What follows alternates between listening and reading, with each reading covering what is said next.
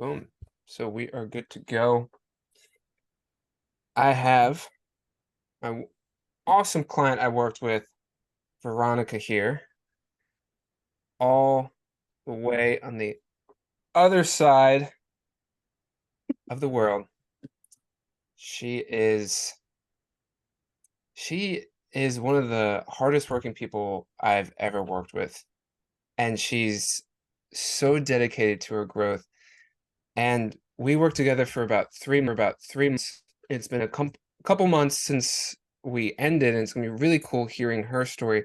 How not only the progress she made during the container, but after the container in her life. So why don't you just talk a little bit about what it is you do, and after that, you can kind of just start with where you were at before we even talked. Kind of your life situation before even getting on that first call with me. hmm okay, sure, yes. What it is I do, that's a difficult question. I don't know what angle you want me to approach that from. Um, can you just clarify where do I start with what do I do? Like for work, you Yes, mean, or?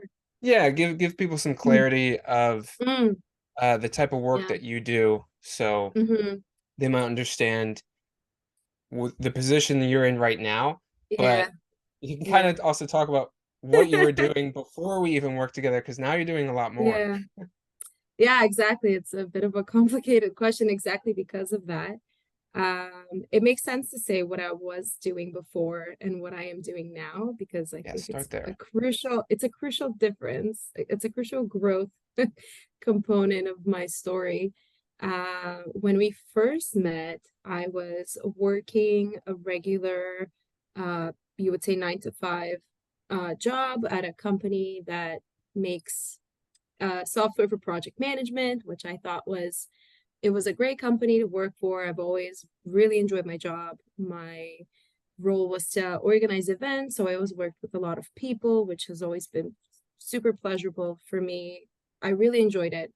But even though I liked what I was doing for a living, I wasn't fully fulfilled because I felt like that's not exactly my calling. I was very good at it, but I wasn't in it with my heart, so to speak. So, something that I wanted, and one of the reasons why I started working with you was because I wanted to figure out what is that calling. I couldn't even put it into words exactly. I had some ideas. I had done life coaching. I had a life coaching certificate. I had done a Yeah. whole program, but I hadn't really done anything with that. It had been potentially what, like 4 years since I had done that, and I just kind of left it. I just abandoned it. So I wanted to kind of head into that direction, but I didn't know. So what I'm doing now is I am following that calling. I've started working for myself. I'm on that journey to establishing my own business and helping people think consciously and follow in their own the path that their heart leads them towards. So you could say that I'm both working for someone else and working for myself. I'm in that twilight gray zone between sort of transitioning from Yeah. the rat race, like I like to call it, and actually doing what I think I should be doing for the rest of my life. So that's exciting. Yeah, and you also started a podcast, you started an Part of Instagram it. profile. Yeah. Those have Mhm. grown. Like you actually Yeah. were doing the work. You actually were putting yourself out there, Yeah. which a Yeah. lot of people don't even start that. Yes, that was definitely incredibly scary for me because, as I said, I wanted to help people. I realized that that's what I want to do. I had a lot of feedback from friends that would say things like, "Oh, I love your energy. I love being around you." Or, "Oh, when I'm feeling down, you're the first person I want to call. You really lift my spirits." And I felt like, oh, that seems to be a recurring pattern of feedback that I'm Yeah. receiving. And I really want to do something with that because it brings me so much joy and it really gives me so much energy. It literally gives me life to do that for people. But how do I package that? So Hmm. that was confusing. It was scary. I've never done it. And obviously the imposter syndrome was just really kicking in strongly, like who's going to want to listen to me? All of the negative self-talk, the self-doubt, the whole nine yards. And back then, like just probably 6 months ago, if someone had told me that I would have an Instagram channel where not only do I share my thoughts and my own teachings, but I actually have my face like on Hmm. display. And I literally record videos of myself and I post them, and like I talk to people openly about the things I want to talk about, and I have an actual podcast where every single week I talk about various topics of interest. I mean, all of that. If someone had told me 6 months ago that I'd be doing that today, man, I don't know if I would have believed them because it was so terrifying. But Yeah. that's part of my journey now. Yeah. Turning impossible scenarios into the possible. Back then, that Yeah, felt impossible to you. You're like, no yeah, way, no way, that's not going to happen. yeah. Look at it now. Believe I needed to believe in myself, and I think with your help I really came to the realization that not only do I need to have a little bit more faith in myself, but also give myself some love and allow myself, because I think by nature I'm a perfectionist. I want everything to be perfect. I want to make sure Hmm. that you know there's no way that someone can criticize me, which realistically is impossible. And I just had to bet on myself, and that was something that was a challenge, definitely, I would say, to get started. Yeah. Yeah. And how do you feel like that was impacting your life beforehand? Right? If you could kind of go back in time, like how is kind of that lack of trust or that self-doubt or fear affecting the other areas of your life? Boy. uh, I think it was affecting every single area of my life in different ways. And I think potentially it was hard for me to even recognize that. But as they say, hindsight is 2020.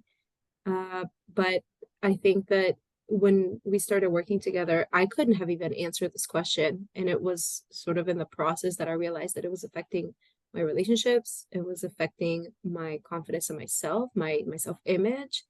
It was affecting my career because I didn't know which way to go. I didn't know where my path was. And Hmm. I wasn't confident enough, or I'm not even sure if confidence is the right word, but I guess it's like I needed validation to give myself permission to explore that there's other options out there for me other than, working my 9 to 5. Yeah. So it definitely, it definitely had an impact on every significant for me area of my life, I would say. Awesome. And there was a lot of moments, like specific kind of breakthroughs that happened during our time together. Like specific Yeah. things happening and just there was specific calls that were kind of like aha moments. Are there any that you, because I know it's been some time, but are there any breakthroughs that you remember having during the time we were doing those sessions? There's one in particular that I don't think I could ever forget, which actually happened during our very first call ever, which caught me completely off guard when we, because when we first connected, I wasn't even exactly sure what it is that you do. I wasn't really looking to start working with a coach, but I was just kind of curious just to see what's up. Like, what is this? Yeah. And by the end of our first call, I was just bawling my eyes out, which is not something I would do usually. I would not describe myself as a very emotional person, especially in front of other people, and especially in front of someone I just met. But you made it pretty easy. And I think one of the things that I came to realize, which was kind of an epiphany to me, was that there were certain aspects of my past that I had buried down so deep that I hadn't even realized that they were affecting me today. And I should say, I love that a big bulk of our work together wasn't focused on my past, but the fact that we started off this way, I think really helped me mm, ground myself for the journey ahead and Yeah. realize that there are certain things that I hadn't talked to myself about, if that makes sense. Like I had not Yeah. discussed that with myself. And that was just one example.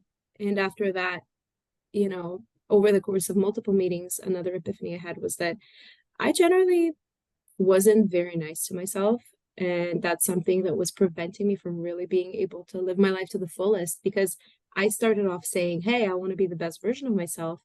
But I was coming from a place where I wasn't appreciating the version of myself that I am right now. So Yeah. that eliminates my very first primary building block because if I don't like who I am now, and not overt, like not in an obvious way, because I thought I was very self-confident, but really when you peel back the onion, you come to realize that, ooh, there's some unresolved troubles there that probably need some attention. So that was that was definitely beneficial. And I'm honestly like, I think that there's so many other moments that I wish I had my notebook here with me. It's my bad that I don't, but I know that I was writing in my in my journal quite a few things that made a lot of sense to me that I had not thought about previously. Yeah. There was a lot of like elevation of awareness, right? I Mhm. feel like that's like part of the container is creating a safe container where one, yeah, we're gonna kind of start with going into the past. You kind of Yeah. realize like, oh wow, And then, I pushed a lot of this down. I gotta work through this. We kind of work through that. And hmm you can talk more about like your specific experience of that because I feel like the technique or just kind of the actual hmm sessions are pretty unique themselves. But we always hmm kind of start with the past because that's going to mess up the present. That's what's happening right now. And then we kind of go into kind of what's present with you in each moment. Like, we hmm start a hmm session usually like what's present with you right now. And then usually with that, it's like levels of awareness of like, oh wow, I Yeah. didn't realize why I was doing the thing I was doing was because of this. And now I hmm can like reshape it, right, into being more loving to yourself. Yeah. Yeah. So how was the specific experience for you, coaching experience? Because I think you mentioned before, like you never really worked with a life coach or someone that kind of did the same type of work that I did hmm before. And so this was kind of your first experience. So what was it like in the coaching container, like when we were doing hmm sessions? Yeah. I should note that it was my first one-on-one coaching experience. So just before that, I think I had exposure to coaching, but more of a in a group setting. So this was interesting being one-on-one. I think that the best way that I would describe it is just a feeling of safety, which came from this knowledge, this sense that there's nothing I could say that would be perceived as wrong. And I think there's a really key component of that because it's very difficult for people, me included, to talk about themselves in a positive way. And I really loved being able to say, you know what? I slayed this week. I achieved this and that, and I feel awesome about myself, and I killed it. In any other scenario, I would be cautious to say things like that because I wouldn't want the person I'm talking to think that, oh, she's so full of herself. But with you, it was like Yeah. every session started off with like 20 minutes of Veronika just like talking about all, all the things that she achieved, which was the point. Like, I mean, we were together and we were working together so that I could, start doing the things I wanted to do, which would be positive things for my development. And then it was awesome to be able to to meet up with you and say, hey, like, guess what? All of these awesome things happen, and start listing them. And it was just this like celebration that had nothing to do with ego. It had nothing to do with, someone feeling full of themselves or blah, blah, blah. None of that nonsense. It was just pure, like, I'm happy for me, and I'm happy to be able to share that with someone who is also happy for me and just cheering me on without judgment. That to me was a unique experience. And it really helped me have yeah, just that sense of safety that I could tell you anything, which was awesome. And it allowed me to celebrate myself, because I feel like, as I said, I'm a perfectionist. So whenever I do something, I would always focus on, oh, all the things that didn't go well. I could have done this better. And oh, this Yeah. was a mistake. Right. And I never really took the time to actually celebrate the wins amongst whatever losses or mistakes occurred as well simultaneously. So that was awesome. And I really appreciated that. And it kind of became a habit. Now I'm much better at sort of giving myself a pat on the back and saying, okay, I'm pretty decent here. I love that. I love kind of Yeah. normalizing celebrating, Yeah. normalizing celebrating yourself, because we'd always Yeah. start with like, tell me your wins. Tell me three wins. I'll start every session with tell me three wins from the last time we talked. And the whole Mhm. point of that, right, is because everything is a win when you start viewing your mind in that way. Even if you didn't do as well as you wanted to on something, well, Yeah. how was that a win too? So the Yeah. whole time I'm like helping you reframe certain things, right? I'm like Yeah. stopping you in your sentence, like, whoa, what did you just say? Can you say that again? Yeah. You know what else was awesome though? Whenever, say we would set a goal, like I wanted to start, my I wanted to start an Instagram channel, or I wanted to create a Facebook page. And that was a goal that I set in a previous meeting of ours. And then we meet again. And I'm like, oh, I had this one and that one and this one great and that one great. But I didn't manage to do the Facebook page. And you would just say, okay, we'll do it right now. You're like, what do you mean do it right now? And you just like put on some what was that music that you that was It was just, with it was some like kind of low, it was like kind of attention, like, yeah, it was like like theta waves or lo-fi. something? Yeah, Oh, I might, focus music. it was like focus music.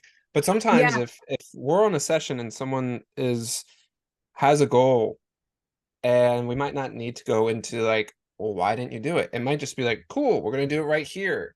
And right. like almost have that accountability of like literally on the call of like, great. Yeah, Now like I'm gonna sit yeah. here as you're doing it, Mm-hmm. and Mm-hmm.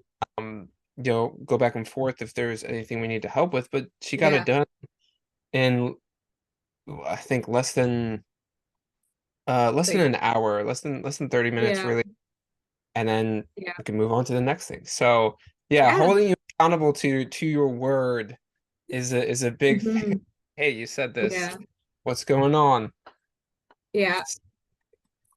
Yeah, that was I remember that. That was a big thing too. And I think something else that's a part of the whole kind of container and program, right, is that you're able to text me. Right, so Mm-hmm. why don't you talk a little bit about that, of kind of the Mm-hmm. support side of the sessions, right? Because our sessions Mm-hmm. were like checkpoints, once a week or Mm-hmm. every other week, and then outside of that, Mm-hmm. you were able to kind of Yeah, message me. So why don't you talk about that? Because I feel like there was yeah. some good moments within that too. Mm-hmm. Yeah, definitely. I know that that was really helpful for me, because there were times actually where I would send you a voice message on WhatsApp when something particularly significant would happen, and you would be the first person I'd want to tell, because it made sense in relation to a discussion that maybe we just had the previous week or something like that. And then I would listen to my recording afterwards, and then go and, when it's a more convenient time, like actually write down the things I said. And it was awesome generally to just have you there to share what's happening and have your feedback.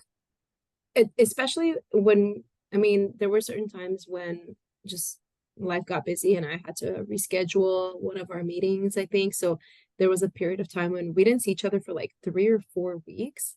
But then being It able got to pretty still busy. communicate, Yeah. yeah, being able to still communicate and just kind of still feel that presence and that support was really helpful for sure.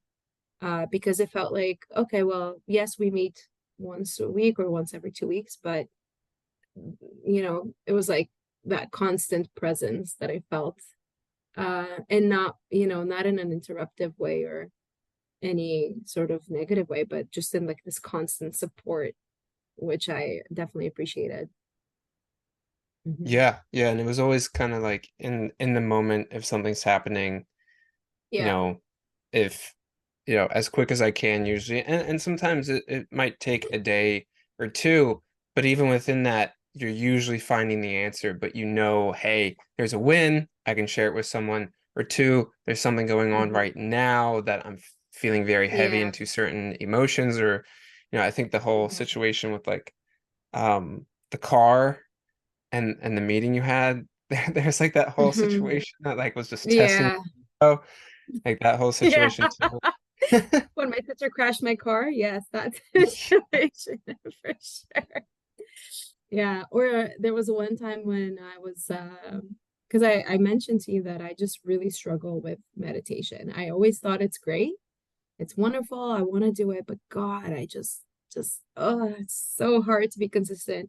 And I remember we started a thing where every day I had to do a set of sort of exercises that I committed to myself that I would do.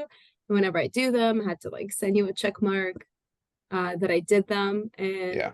that was helpful because then, okay, I'm staying accountable by setting these. And like although I did flake out eventually, that was entirely on me. Realistically, I know that you did everything that you could, and at some point, it's like I need to realize that I still have responsibility to do these things. And the fun part, or I don't know, the part of the support that I am saying that felt safe to me was that, oh, I made this promise to myself and I started doing it, but then I flaked out and I didn't do it. And like at no point was I thinking that, oh, Oliver's gonna judge me. It's like, well, you know what? I give it my best shot. And like I just could not stick to daily meditations. I couldn't do it. But I wasn't afraid to share that with you. And like I didn't feel that you were gonna say, well, she's not trying hard enough. Because, I felt like I am trying very hard in many aspects. And if meditating daily is not one of them, then like meditating daily is not one of them. What am I gonna do? Yeah, and Uh, that's realistically okay. Now, if you were saying, "Hey, yeah, I want to meditate daily. I want to build this yeah, as a habit," then that would be different. I'd yeah, be like, "All right, well, then if you want to do it, let's do it. And yeah, whatever, let's work through what's holding you back." But yeah, that wasn't. But the time being of yeah.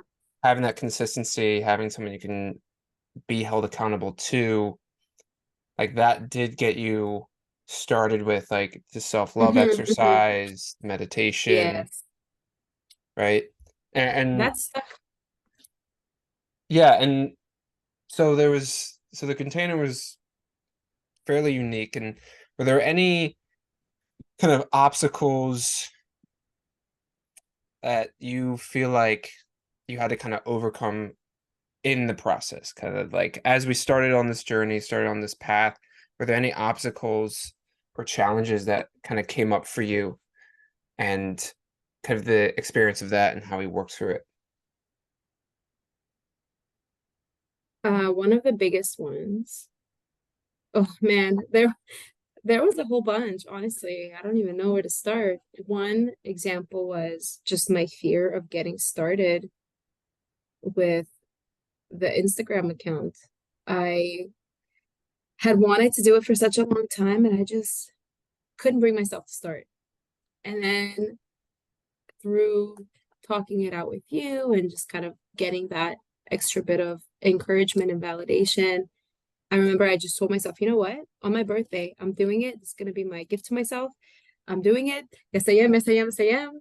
And then June 1st came along. I started and I haven't looked back since. So that was a big one for me Heck yeah. because I just managed to take that leap of faith.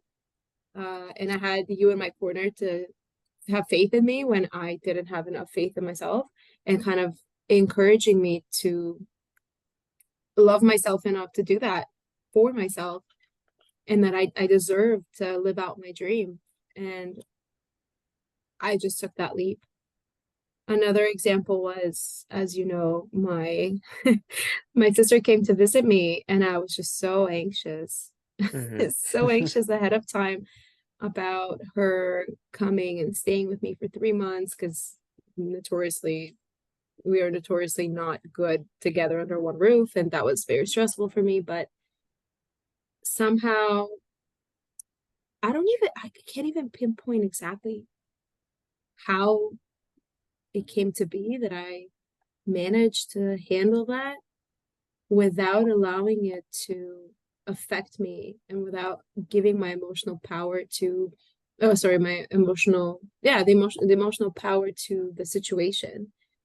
I just kind of took control of my thoughts and decided that I'm gonna be fine with it. It's very interesting now that I think about it, because it's like, how did that happen? It was so seamless. I don't remember doing, it's like, it wasn't like I did an exercise and said, okay, well, like I'm fine with that. Yeah. It was just kind of,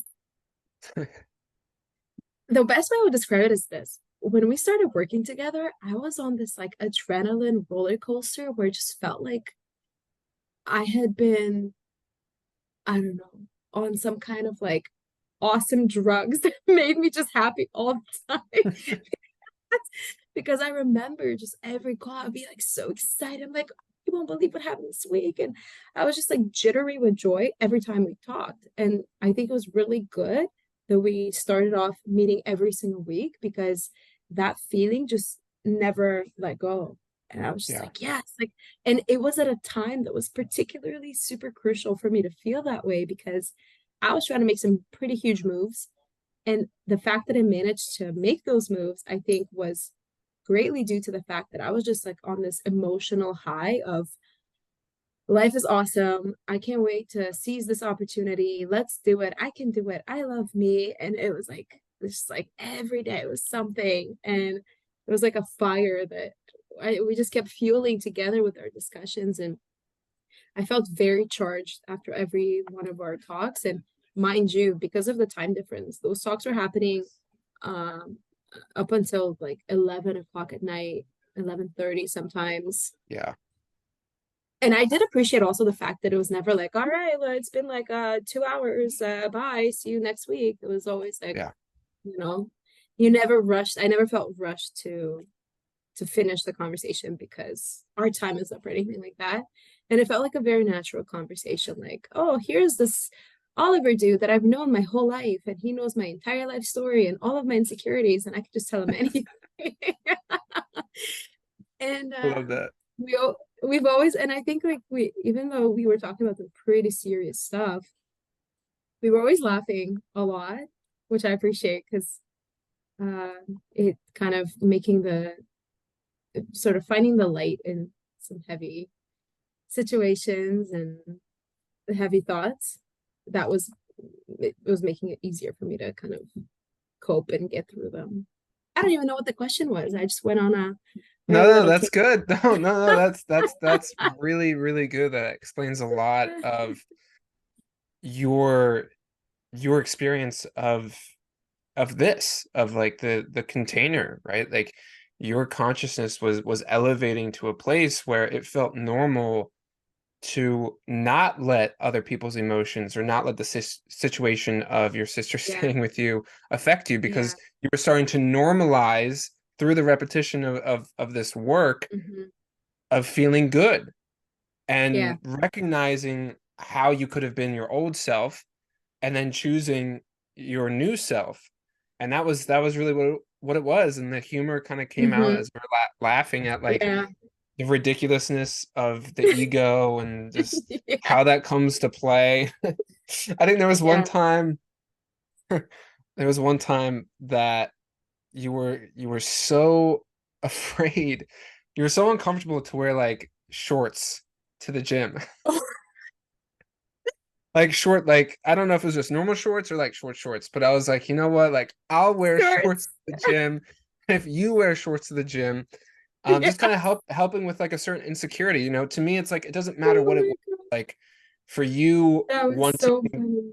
wanting to wear the shorts, but that was tough for you, or you wanting to start an Yeah, Instagram, that was tough for you. It's not about the thing that it was, because to someone else that's like, oh, that's normal, but it wasn't yeah, that. It was never about that. It was just addressing yeah. the challenge in front of you. And it was just so funny because I sent you a picture and I was like, look, I'm wearing Send it. me I'm a at the picture gym. of Send me a yourself in shorts. picture. And then I had no because okay, a little bit of context. Like to me, I'm a total gym rat. I love going to the gym. I go to the gym like 5 to 6 times a week, and it's like my thing. I love doing it. But I also really love food. And that's also something that we talked about quite a bit. And it was awesome to feel understood because it's like that feeling when there's free food around and you just can't help yourself but have some. But for me, it was like all food is like it's free food because I just want all of it all the time. So although I love going to the gym, I also love eating. So then we got this result of me not really feeling secure in my body. And Mhm. when I told you that I couldn't, possibly go to the gym in shorts, and then you went to the gym in shorts because of me and sent me the picture, then I was like, well, damn, like now there's no way out. Like I need to do this. And I remember I put on the shorts and I was like, oh God, like this is just dreadful. But I did it. And at first it was uncomfortable for sure. But then like the world didn't collapse, which was interesting. It's like, Right? the sky isn't falling and like no one's staring at me and pointing a finger and laughing at me because I'm it's like, oh, that was like a silly insecurity of me to have. Like, oh, interesting. But like I had to be pushed to that limit of my, you know, sort of mental block. I had to get pushed beyond it because I was not going to do that on my own. But I'm glad I did it. I Yeah. And am then you're glad. like, I love these legs, these powerful legs. And I was like, heck Yeah, yes. Yeah, that was so epic. that was funny. And so why don't you why don't you summarize kind of the most valuable lessons or takeaways you gained from the time that we worked together and how that's continued to affect you both personally and professionally. Because it's been a couple months since we ended, and there's still been progress. Like you haven't gone back, right? So if you could kind of summarize the main kind of takeaways or lessons for you from us working together, and then kind of how that's been continuing to affect you personally and professionally. Ah, that is so difficult. One of the things for sure, I think, and the thing that you've emphasized the most during our sessions was it all starts with self-love, and you have to love you before you can do anything.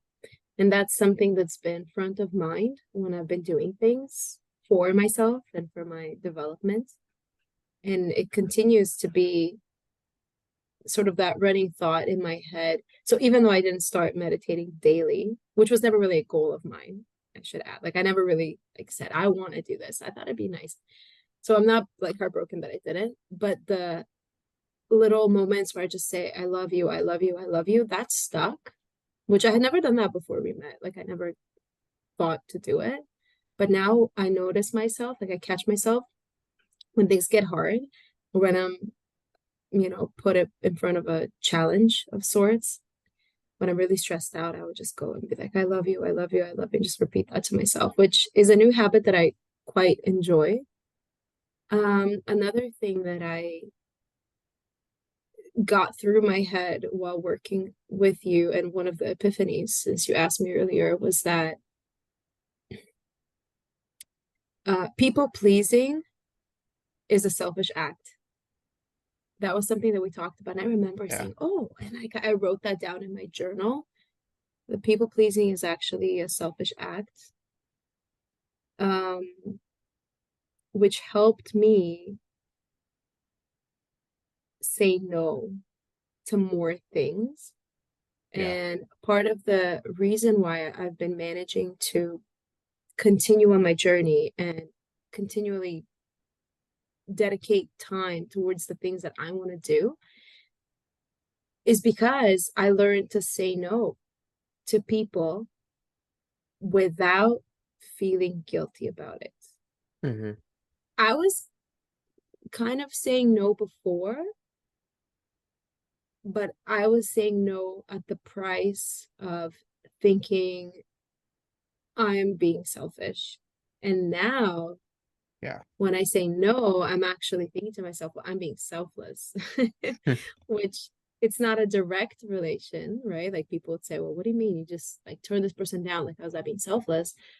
But if you look at the bigger picture, I'm in a much better place myself because I said no to this, and that. Yeah. And because of that, now I have time for me and I'm feeling much better. And now I have the capacity to do more for others as well.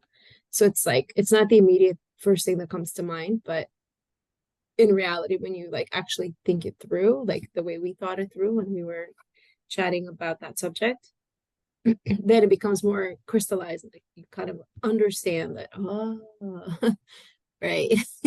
Yeah, It's the like, doing of it is a bit different than like just the thinking of yeah, it. yeah, it's not an obvious thought, right? It's not like right there in front of you. So when you highlighted that to me, then it clicked and then I understood what you meant. But I don't think that thought would have just naturally like come to mind. But it's a selfish thing. It's a selfish thing to do things for people to make them happy because realistically, like you just do it because you want them to like you and you can't stand. And this is so true for me because I was just always my whole life such a people pleaser. And it's really stemming from a place of I cannot stand the idea of people not liking me. They have to like me. And that's an Yeah. ego thing. Yeah. It's like, interesting. So yeah, those are some things Yeah. that have stuck with me and will continue. And I mean, I think just the discipline of just do it, like one foot in front of the other. It doesn't have to be complicated. And when I said that we would always laugh at our sessions, it wasn't just like, oh, it's fun to laugh. No, it's like actually when you laugh through those tough moments, it makes it so much easier to get through them. And behind all the laughing, for me, there was a lot of pretty tough shit. I don't know if I'm allowed to say shit. You're all good. Some pretty tough moments that I had to get myself through. And being able to laugh about them made them less scary, kind of took their teeth away so that I could really handle those situations gracefully without falling flat on my face or Yeah. hiding. That Hmm. was because for me it was important to reinforce there's nothing that is bigger than you. Hmm. And so all of the ways that the mind wraps itself around the things that it can and can't do and all these Hmm. crazy conceptions that are going on, it's Hmm. like this is ridiculous. Do you see how ridiculous the ego is and how ridiculous like our Yeah. thoughts and emotions can be? And regardless of the feeling, right? Because it could feel very heavy in those moments. It's not like we're going into them and just laughing, but going into them and kind of healing them and feeling them and kind of out of it, kind of seeing what was you felt was stopping you was like, oh wow, like, Hmm. what I thought was this giant thing, but I shined my light on it and it was just this little bunny rabbit with a big shadow. Yeah. Yeah. And that can be, there's humor in that. And that's why Hmm.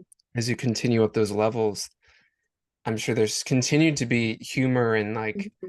your everyday of like, oh wow, my ego just wants to come Yeah. out right now, but not Yeah. today, son. Not today.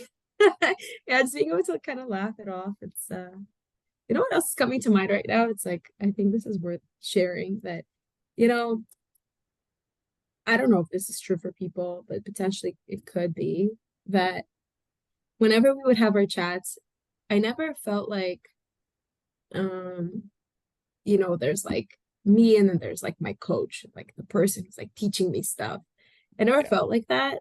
It was always like, oh, like Oliver's actually a friend. Like he's someone that I can talk to just the way I talk to all my other friends, except he actually gets it. It's like he's actually on that like wavelength along with me and he understands. And particularly when we first started talking, I felt like there were a lot of people in my life that I were very supportive of me, but very few of them. Realistically, maybe like one person in my life Yeah. really understood. Hmm. And then you came along and it was like, okay, Oliver gets it. And I know that, for example, this was like also probably an epiphany for me that one of the things I really wanted to work on was my sense that I'm unable to, mm, how do I say this? I really wanted to find a partner in life Hmm. and I wasn't able to rest into my feminine side because I was very used to just really always handling everything myself, taking initiative and kind of being the manager in the relationship and not really trusting that the man next to me can take care of things and um, just really not allowing even the man next to me to be a man because I had Yeah. to be everything. I had to take care of everything. I had to be independent. I had to make sure that I don't get hurt. I had to, all of these things and just like really stepping into my masculine side because that's kind of all I had known from my personal experience and from my family and like the women in my family are the same way. And then I remember something that really stuck with me where you said that I needed someone who can hold space for me to be my feminine self. Yeah. And you said, just like I'm doing right now. And I was like, oh, look at that. Like, that's what that is.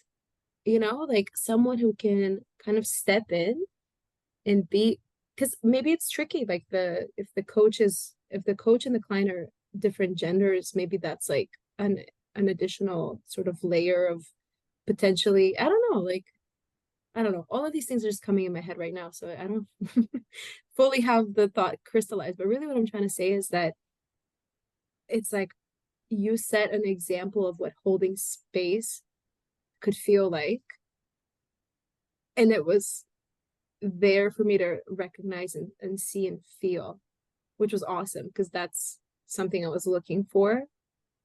And it helped me navigate which now I'm happy to say I am in a relationship just like that, which was awesome because it was probably the one goal that I thought I wasn't going to be able to achieve, but Yeah. I actually did. And I think I achieved all of the goals that we set out at the start, which was insane. I did not see that. Like, I thought it was going to be like, oh, it'd be nice, but probably not going to happen. Yeah. Probably not going to happen in a few months. And then I remember during one of our later sessions, you brought up all of your notes from our first session where I said my goal is this, this, this. I had three different goals. And then we both came to the conclusion that I achieved all of them. I was like, holy smokes, like that actually happened in a span of months, like literally just a few Yeah. months.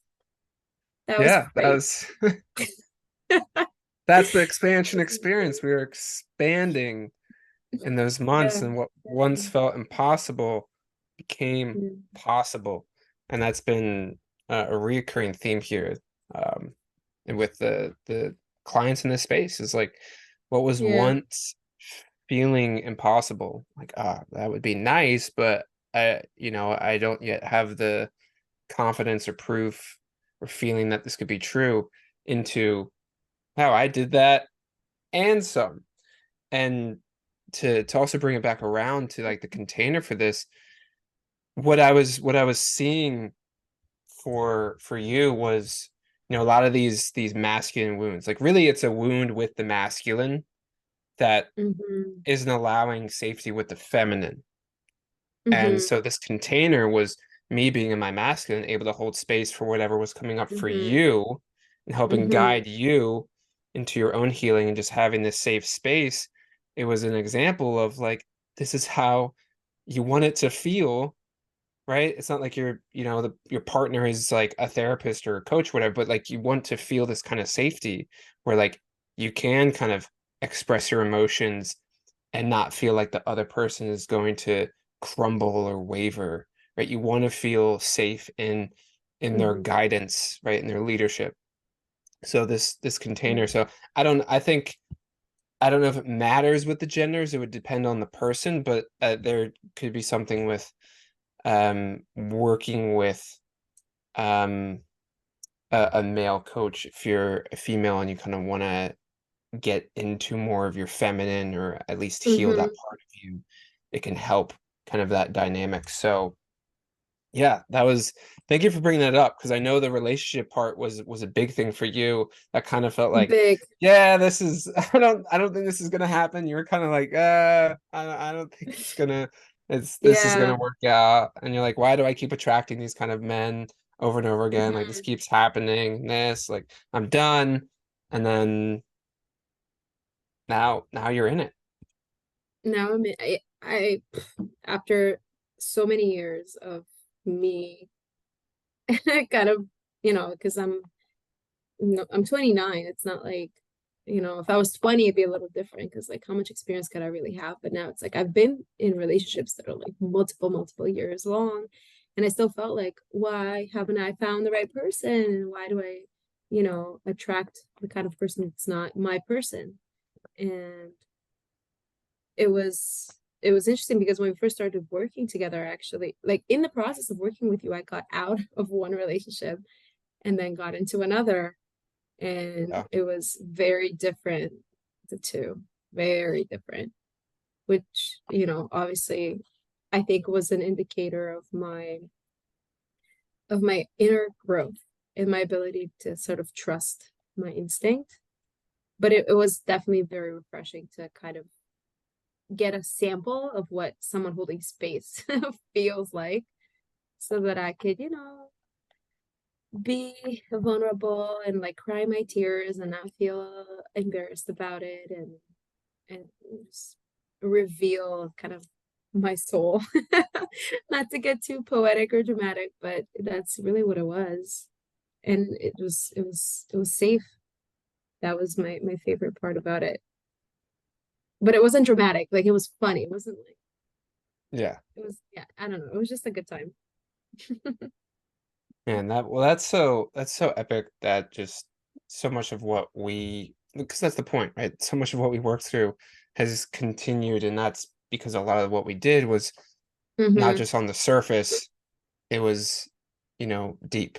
Right? A lot of the work we did was Yeah. deep. And so what would you say to anyone who is maybe kind of on the edge of coaching? Maybe they're kind of where you are at or you were at Mm-hmm. before we worked together, where they have some of these goals in mind, but it just doesn't really feel that possible. And they're kind of struggling with these kind of Yeah. mental roadblocks, emotional blocks. Like, what would you say to someone, listening to this if they're still kind of on the edge of like, I don't know.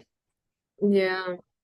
I think I would say several things, and this is just coming from me talking to myself a little while ago before we started working together. What I would have probably wanted someone to tell me in a way that I would believe them was that one, uh, your troubles are not impossible to resolve. There is a way, but also two, you might just need someone in your corner as you're going through that journey. Like you don't have to do it alone. And for me, that was a big one because, as I said, like I would always handle everything by myself, whether it's, like a leak in the bathroom or or or my emotional troubles. Like it didn't matter. Everything was just me, like I'll fix it myself. So it was believing I think people need to believe that there is a way out of whatever emotional trauma that they're coping with. Like there is a way to cope that is, better. You can feel better, and you don't have to do it by yourself. And then the other thing was, I don't know, I feel like for me, I'm very grateful that something clicked in me where I kind of trusted my instinct. And our first call really helped because like I was Yeah. just bawling my eyes out. And that never happened. So that was like a huge experience for me. And then I couldn't not work with you after that. But as I said, I had no intention of hiring a coach. And part of it was because I thought I told myself, well, I've I'm trained as a coach. I've talked to people who are coaches. I am already in like a coaching sort of group where I get plenty of people telling me very useful things and teach me how to think about certain things. And like I already have so much exposure. Like, what's a one-on-one coach going to contribute? But man, like I was wrong. Like it's super helpful. And I think at first I would have been in disbelief. And it's really hard for someone else to tell you, oh, this works. But I don't know, as someone who's kind of been through it, I could say this works. And then it's up to whoever to take that leap of faith. And I would just say you can't really put a price on feeling the way I'm feeling right now. And yeah, I think that kind of speaks for itself. It's just, there's nothing more important than being at peace in your mind and in your heart. There's literally not a single thing that's more important than that. And I think we forget that. We forget that often. And working with someone like you is a great way to remind yourself. And I would also say find a coach that you click with. Because for me, there's zero chance I would have been able to go through this coaching journey successfully if I was with someone who I actually genuinely did not like as a person, someone who I could not trust. So, everyone has their own cup of tea and people are different. So I would say to people, believe that you can fix it. You don't have to do it by yourself. Uh, this is the most important work you're ever going to do for yourself. But also when you choose who you want to walk that path with, choose someone that you genuinely like, someone that you trust, someone whose energy feels familiar and comfortable and supportive to you. And then just run with it. And see like what's the worst that could happen. Yeah. But Yeah. you have to be willing to actually put in the work because it's not like we wave the magic wand and you like cast your little spell and then like I was fixed. It Yeah, I was can't hard do work. that. It was hard work, but having someone to navigate and support me was crucial for me to actually do the hard work. Yeah. Yeah, because So, this work is it's quite literally me being a part of a chapter in your life. And hmm that is never anything I take for granted for one hmm second, because the work we're doing is never superficial or surface level. It is the deepest work I know there is, which is coming back to you, coming back to your love, accomplishing, goals and dreams that used to feel impossible to now are possible. And really for you, you had such a mindset of like, there's nothing more important than me investing in myself. And this is an investment in myself. And you went full in with that. At times, there's accountability and helping and guiding. But yeah, like, I can bring you to the water, but I can't make you drink it, right? I can even put the water hmm in your mouth. I can't make you swallow it. So, there's only so much a coach can do, and you were willing to take action, and because you recognized it as an investment, and it's paid hmm far more dividends than any Tesla stocks, right? Or, Yeah. or any crypto, because this is for life. This is for life, and it's good. It continues to expand for you. And as you said, that nothing's greater than that peace in your mind and your heart. And you said that beautifully. So, if anyone is curious Just like how we started, I always start with an initial conversation, which in itself too sometimes is like a gifted session. It's like allowing you to experience the container and the space, because that's my gift to the world. That's my service. And through that, the doors open if it makes sense to work together with someone. And I always kind of take that lens, and that's how this happened. It was very much a someone kind of so it was kind of a referral, kind of a shout out. We got on a call, and it was just open space and just Mm-hmm. there for me to serve. And then through that, just kind of, hey, if you want to do more of this, this is what it looks like. And you saw the opportunity and you took it, and this is Yeah. where your life is now. So thank Yeah. you. It was a leap, but worth it. Yeah. Yeah. Thank you. Thank you endlessly. Well, you're impacting so many people with your energy now. So, there's always appreciation for your commitment to yourself, right? Because the change you're going to create for so many people is the ripple effect for me. It's like if you're the pebble and I drop the pebble in the water, like you're having all those ripples. So, Hmm. and that's another reason why like this is so epic. So, yeah, Veronica, if you wanna, do you wanna tell everyone your Instagram, or is it kind of mainly Bulgarian population? I It's mean, if you want to it's plug, both. I mean, yeah, that was another dilemma that you had helped me kind of sift through in my head. It's entirely in Bulgarian. So if any of your followers are Bulgarian or maybe potentially Macedonian or something else Slavic, it's called Escaping Autopilot. And it's exactly my my vision for the kind of work I want to do. It's helping people kind of get out of this automatic flow where we just kind of let life take us away, and we forget that we're actually the authors of our own story and that we can make things happen. We can shape our own future. We can make decisions. We're in control. That's what inspired that. And I think our work together was also part of that, of me thinking, well, there's certain things I don't like, so why am I not doing anything about them? Just like letting autopilot take over. yeah, And so I escaped my own autopilot, and then I launched Escaping Autopilot. So that love that. that was the result of all of our one of the results of all of our work. So yeah, any Bulgarian followers are welcome to check me out. Yeah, Epic. All right, well, we're gonna sign off. Peace, guys. awesome.